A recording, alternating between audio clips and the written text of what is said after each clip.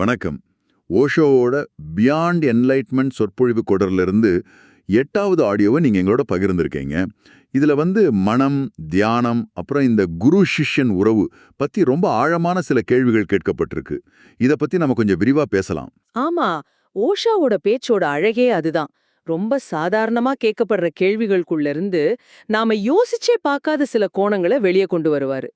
இன்னைக்கு நாம பேச போற விஷயங்களும் அப்படிதான். ஆமாம்.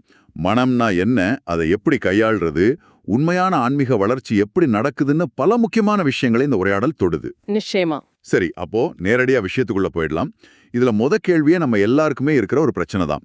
இந்த ஓயாம பேசிட்டே இருக்கிற மனசையும் அதோட முட்டாள்தனமான கேள்விகளையும் எப்படி நிறுத்துறது? இதுக்கு பதில் தெரிஞ்சா பாதி பிரச்சனை தீர்ந்த மாதிரி. நிச்சயமா. இதுக்கு ஓஷோ சொல்ற பதிலே கொஞ்சம் அதிர்ச்சியா இருக்கும். அப்படியா?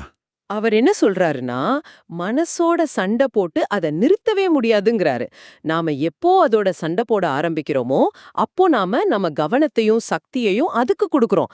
அதுதான் மனசுக்கு ஒரு தீனி மாதிரி. ஒரு நிமிஷம், அதோட சண்டை போடக்கூடாதுன்னா அப்போ என்னதான் பண்றது? அதை பாட்டுக்கு விட்டுட முடியுமா? ஒரு நெகட்டிவ் எண்ணம் திரும்ப திரும்ப வந்தா அதை அப்படியே வேடிக்கை பார்க்க சொல்றீங்களா? இது நடைமுறைக்கு சாத்தியமா? நல்ல கேள்வி. வேடிக்கை பார்க்கறது கூட ஒரு விதமான கவனம் கொடுக்கறது தான். ஓஷோ சொல்றது அதையும் தாண்டின ஒரு விஷயம். அவரு மனசையும் இதயத்தையும் பிரிக்கிறாரு. மனம் எப்பவுமே கேள்விகளுக்கான ஒரு கருவி. சரி. இதயம் பதில்களுக்கான இடம். மனசுக்கு ஒரு கேள்விக்கு பதில் கிடைச்சா போதும்னு இருக்காது.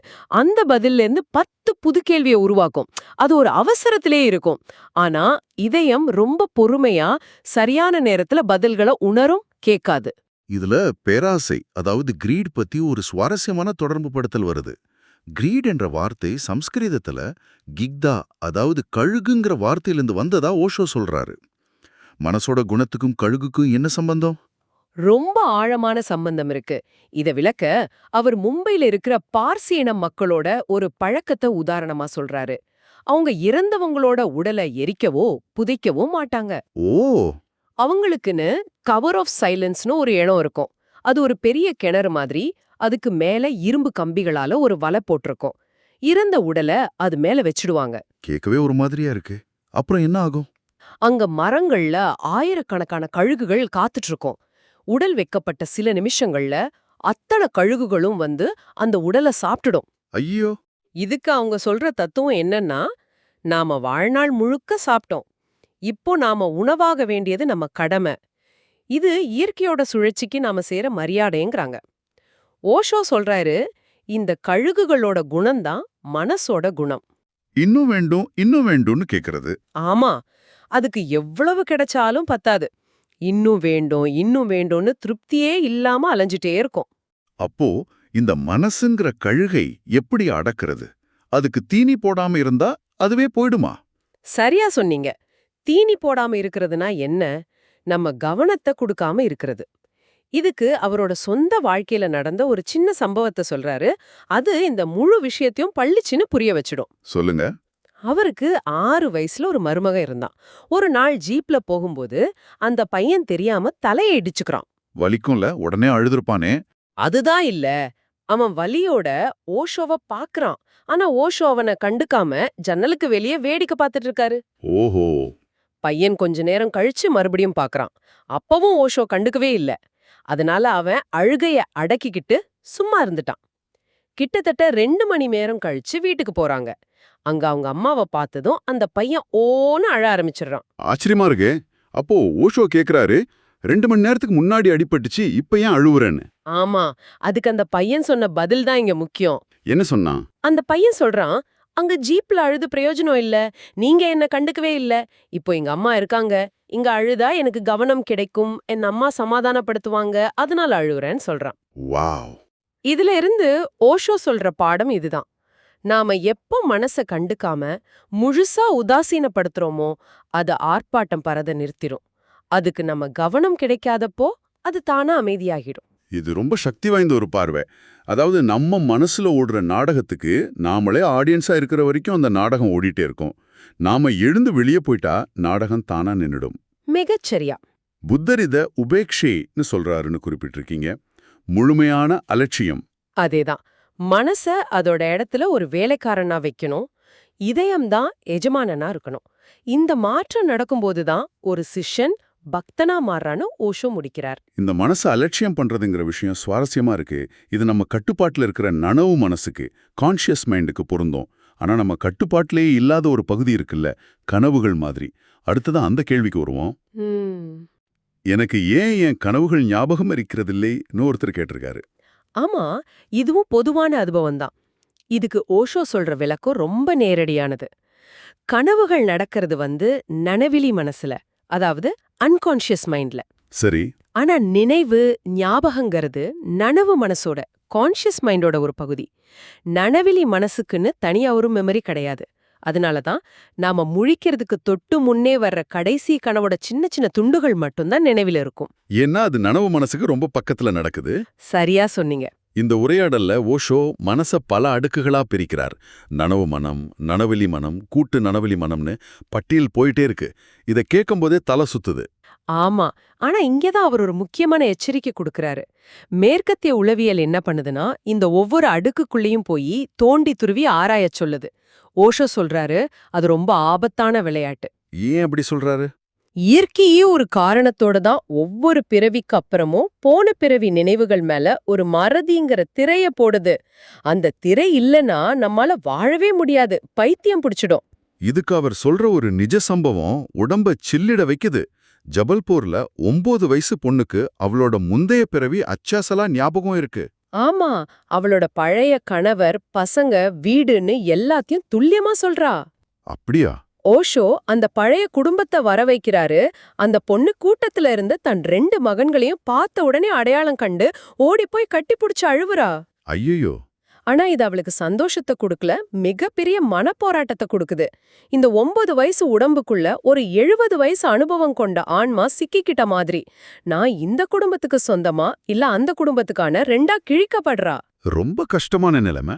ஆமா, கடைசியில அந்த பொண்ணோட வாழ்க்கைய காப்பாத்த அவளுக்கு ஹிப்னோசிஸ் சிகிச்சை கொடுத்து அந்த பழைய நினைவுகளை செயற்கையா ஒரு தடை போட்டு மறக்க வைக்கிறாங்க. அதுக்கப்புறம் தான் அவளால ஒரு சாதாரண 9 வயது குழந்தையா வாழ முடியுது. இந்த கதை மூலமா ஓஷோ சொல்ல வர்ற மைய கருத்து இதுதான். மேற்கத்திய உளவியலோட நோக்கம் மனசுக்குள்ள இருக்கிற குப்பைகளை எல்லாம் கிளறி பாக்குறது.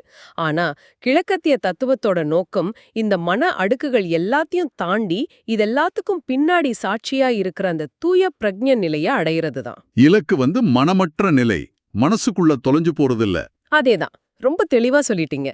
மனச ஆராயறதில்ல, மனச கடந்து போறதுதான் இலக்கு. ரொம்ப தெளிவான விளக்கம். சரி, இந்த ஆன்மீக பயணத்துல தனியா போறது கஷ்டம்னு பலரும் ஒரு குருவை தேடுறாங்க.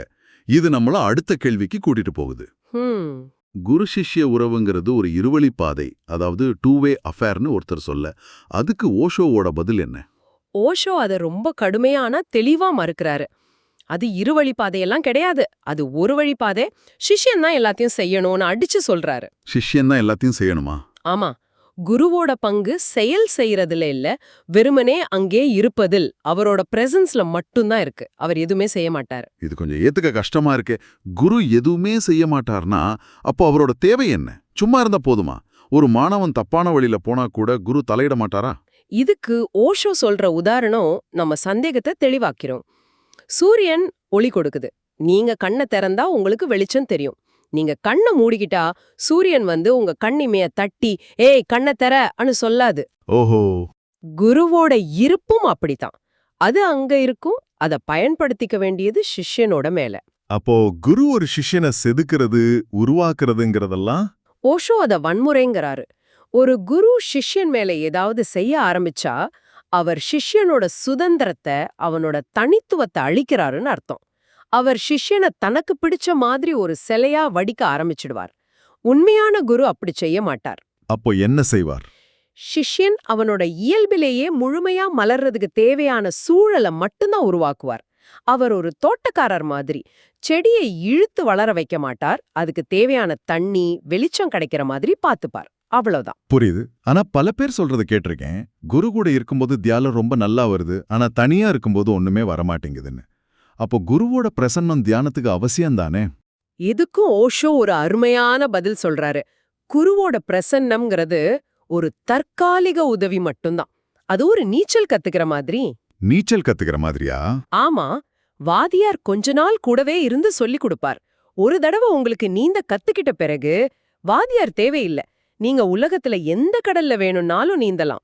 அந்த நீச்சல்ங்கிற சூட்சுமம் அண்ட் நாக் உங்களுக்கு பிடிபட்டுடும். ஓ, அப்போ தியானமும் ஒரு சூட்சமம் மாதிரி தான். ஒரு தடவை அந்த டெக்னிக் நமக்கு பிடிபட்டுடுச்சுன்னா அப்புறம் குரு கூட இருக்காரா இல்லையாங்கிறது ஒரு விஷயமே இல்ல.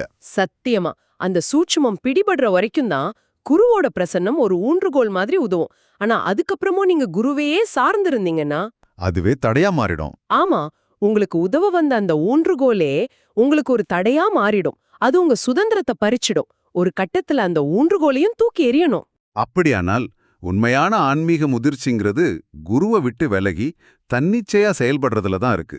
ஆமா, ஒரு முறை அந்த உள்நிலை அமைதியை எப்படி அடையறதுன்னு நீங்க கத்துக்கிட்டா, நீங்க எங்க போனாலும் எந்த சூழல்ல இருந்தாலும் அந்த நிலையை உருவாக்கிக்க முடியும். உங்க ஆனந்தம் இன்னொருத்தரை சார்ந்திருக்காது. அதுதான் உண்மையான சுதந்திரம்.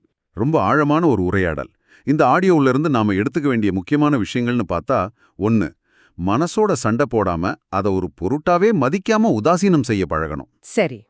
2, மனசோட அடுக்குகளுக்குள்ள போய் தொலைஞ்சு போகாம அதை கடந்து போறதுதான் ஆன்மீகத்தோட நோக்கம்னு புரிஞ்சுக்கணும். ஆமா. 3, குரு சிஷ்ய உறவுல முழு பொறுப்பும் சிஷ்யனுக்குத்தான் இருக்குங்கிறத ஏத்துக்கணும். இறுதியா ஓஷோ சொல்ற மாதிரி தியானம்ங்கிறது ஒரு கலை. அத ஒரு முறை நீங்க கத்துக்கிட்டா, நீங்க எங்க போனாலும் உங்க ஸ்வர்க்கத்தை உங்களுக்குள்ளே கூட்டிட்டு போலாம். உங்க அமைதியும் ஆனந்தமும் வெளிச்சூழலையோ மத்தவங்கயோ சார்ந்திருக்கவே இருக்காது. அது உங்களுக்குள்ளே இருக்கும் ஒரு ஊற்று. அருமை. இத உங்களுக்கான ஒரு சிந்தனையா விட்டுட்டு போறோம்.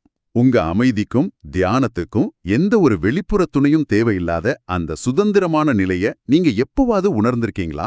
அந்த நிலைய அடைய உங்க வாழ்க்கையில நீங்க எதை அல்லது யார கொஞ்சம் உதாசீனம் செய்ய தொடங்கணும்னு நினைக்கிறீங்க? யோசிச்சு பாருங்க.